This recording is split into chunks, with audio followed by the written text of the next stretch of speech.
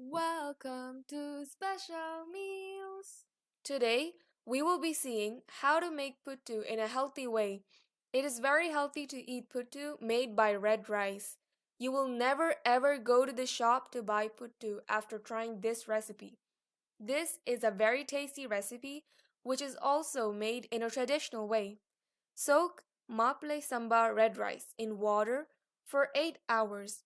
If you were to make puttu as breakfast, you could soak the rice the night before. It takes more time for the rice to soak since it has a red skin.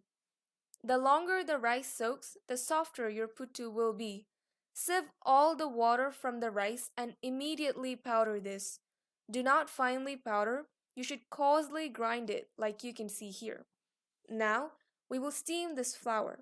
Take 3 cups of water and pour it in a pot. If you have a steamer with holes like you can see here, you can use that. If you don't, you could also use the idli steamer. Steam the flour for 10 minutes without adding any water to the flour. Now, let's take the powdered rice flour. The flour should be well steamed for 10 minutes. By steaming it in this way, the puttu will be even softer. You could store this in fridge up to 2 days and make the puttu whenever you want because we have steamed the flour this way. Let's close this. Let it steam and cook well for 10 minutes. Right now, it's cooking. 10 minutes is over. Let's open and see. Now the flour is very soft. Now we have got a soft puttu flour. At the same time, a very healthy one is ready. You can never get such a healthy puttu flour in any shops. Before going to the next step, let's shift the flour to another bowl. Let's take 2 cups of water in an old cooker. Let the water boil well until you can see the steam coming. Now let's close it. Let's make the flour ready before the steam comes. Let's add the required amount of salt into our cooked puttu flour and mix well. Spray the hot water little by little and mix well with the flour. The water should be hot enough so that your hand can tolerate the heat. If you pour all the water at once and mix it, the puttu will form big lumps. Therefore, sprinkle the water once at a time and mix well. This is a tricky part, so add the water very carefully. If there is a smaller water quantity than needed, the puttu flour won't be cooked and will taste raw.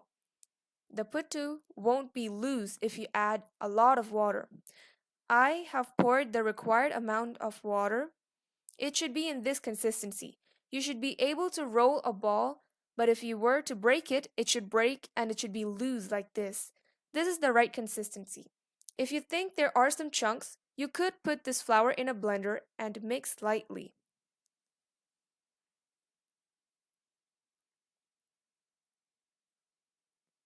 Take a coconut shell that has the 3 black circles. Make a hole in one of those circles so we can insert it on the top of the cooker's weight holder. Before using this, soak this in water for about 5 minutes so the flour won't stick to the shell. You shouldn't use the same shell for a long time. You should keep changing them and replace them with new ones so you can smell the aroma of the coconut shell from the puttu. Close the circle which has been pierced of the shell like this. First add the grated coconut and then add the puttu flour. Lastly, add the grated coconut again at the top. The coconut gives a good aroma to the puttu. Let's press this a bit. Now we have filled the puttu flour. Let's close this with a lid. It will cook quicker if you close it. Now, let's fix the shell on top of the cooker's weight holder. The puttu will be cooked from 8 to 10 minutes. You will be able to smell the aroma from the coconut when the puttu is cooked. so we can know if it is cooked or not by this little hint.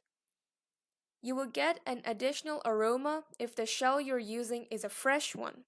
If your children ate this puttu once, they will ask you to use the same method to make puttu because there is a big taste difference between how you normally make puttu compared to this method.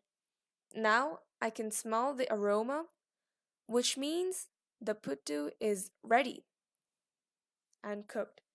If you can't find if the puttu is cooked or not by smell, you can use a fork or a knife to poke in.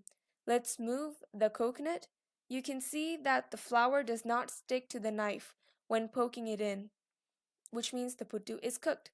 Let's take this on a plate by simply flipping it. Let's avoid making puttu with white rice and use red rice instead to make puttu so we can have a healthy life. If you give puttu mixed with banana and jaggery to your children, they will eat every single bit of it. Vegetable kurma or chana gravy are also a great combination with puttu. Try this recipe at home and comment on how it was. If you like this video, subscribe to Special Meals and click on the bell button to be updated with our latest videos.